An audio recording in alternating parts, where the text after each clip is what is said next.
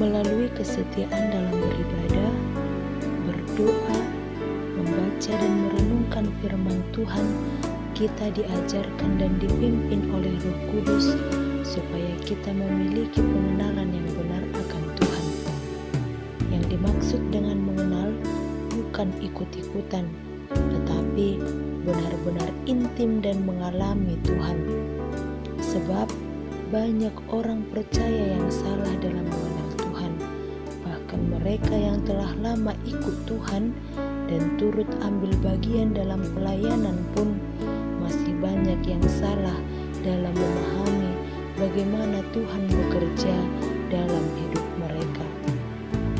Menjadi orang Kristen itu bukan sekedar tahu secara teori tentang Tuhan, tetapi sungguh-sungguh mengenalnya dengan benar. Mengenal Tuhan dengan benar hanya dapat tercapai ketika kita sering membangun hubungan dengan Tuhan. Jadi kita tidak bisa mengaku kenal Tuhan jika kita tidak pernah membangun hubungan dengan Tuhan. Inilah yang menjadi masalah di banyak orang Kristen. Mereka bisa pandai secara teologi dan pelayanan, tetapi kurang dalam membangun hubungan yang dekat dengan Tuhan, sehingga mereka salah mengenal Tuhan. Di dalam Matius 15 ayat 7-9 dikatakan tentang orang-orang yang salah dalam mengenal Tuhan, yaitu orang-orang yang munafik, yang memuliakan Tuhan dengan bibirnya, padahal hatinya jauh daripada Tuhan. Mereka beribadah kepada Tuhan, tetapi ajaran yang mereka ajarkan adalah perintah manusia.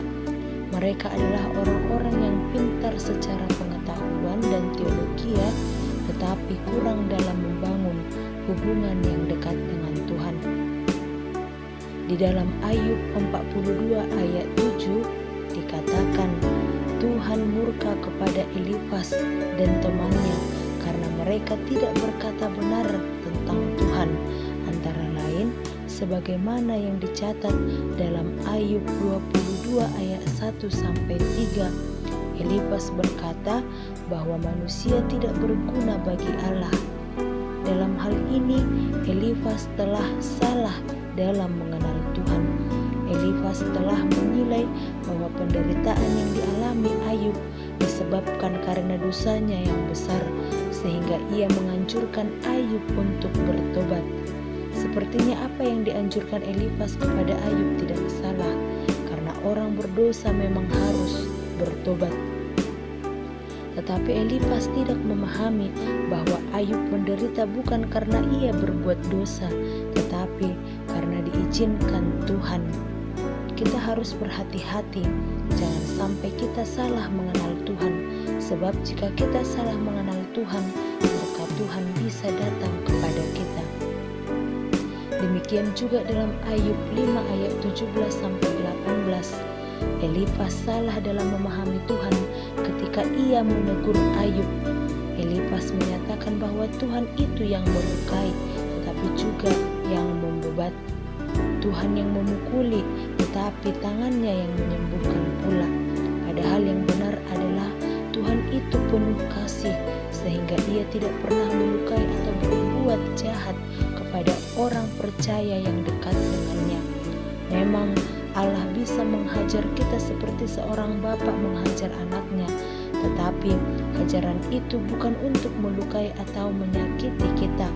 Jika kita mengenal Tuhan dengan benar, kita akan tahu bahwa Tuhan tidak akan pernah melukai kita. Justru iblislah yang sering melukai kita. Ketika kita dilukai iblis, Tuhanlah yang membebatnya. Perhatikan apa yang Yesus lakukan ketika Yudas mengkhianatinya atau ketika Petrus menyangkalnya. Yesus tidak membalasnya dengan melukai keduanya, tetapi ia melepaskan pengampunan.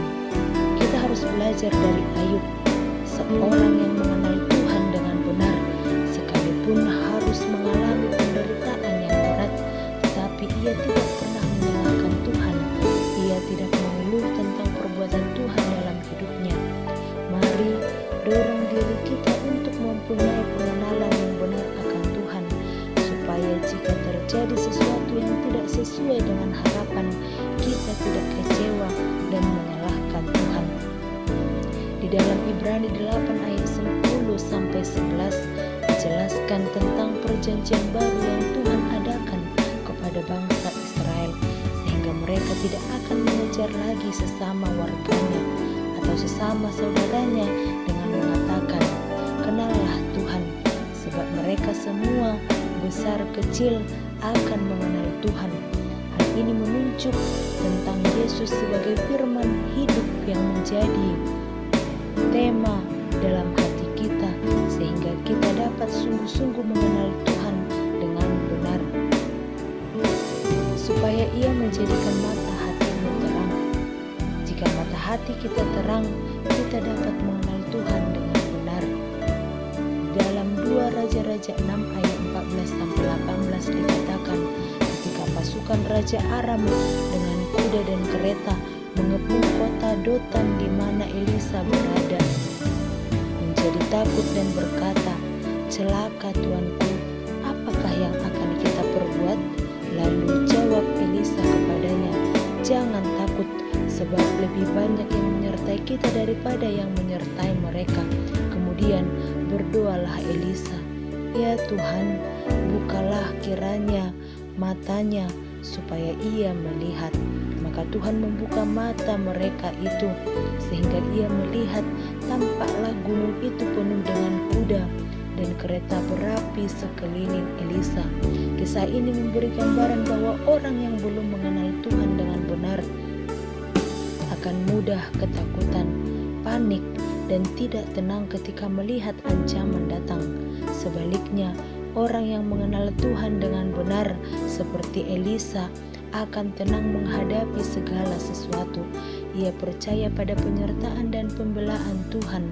Jika kita termasuk golongan orang yang mudah panik dan tidak tenang ketika masalah datang, mari berdoa. Kita minta Tuhan menerangi mata hati kita, supaya kita dapat melihat Tuhan yang jauh lebih besar daripada setiap masalah yang kita hadapi. Setelah mata hati Gehazi dibukakan, ia dapat melihat bahwa Tuhan menyediakan pasukan surga untuk berperang bagi mereka. Ketika mata hati kita dicelikkan, kita akan diam, tenang, tidak panik, dan melihat bagaimana Tuhan berperang ganti kita. Sebagaimana Tuhan membuat pagar sekeliling pada rumah Ayub dan segala yang dimilikinya. Demikianlah setiap orang yang percaya. Namun hanya orang percaya yang telah mengenal Tuhan dengan benar yang mampu melihat pagar perlindungan itu. Di dalam Ayub 42 ayat 5 mencatat, sebelum keadaan Ayub dipulihkan, artinya Ayub masih dalam penderitaan berat.